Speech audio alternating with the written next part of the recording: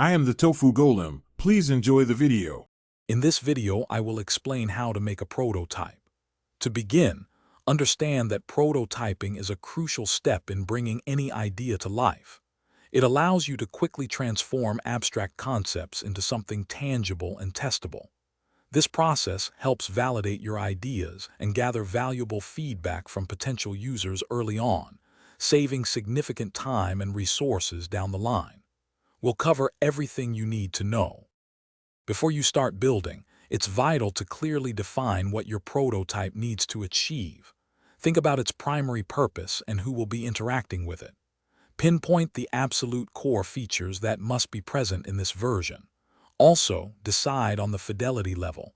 A low-fidelity prototype might be paper-based, while high-fidelity could be a fully interactive digital mock-up. This planning saves effort. Now it's time to bring your vision to life. Choose the right tools for your prototype. This could be anything from simple paper and pens to advanced design software or even physical materials. Concentrate on implementing only the most critical functionalities first. The goal is to build quickly, perhaps within a few hours or a couple of days, to get something testable in hand as soon as possible.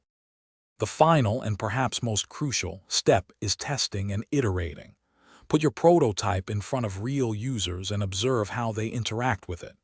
Actively listen to their feedback and analyze the results to pinpoint what works well and what needs improvement.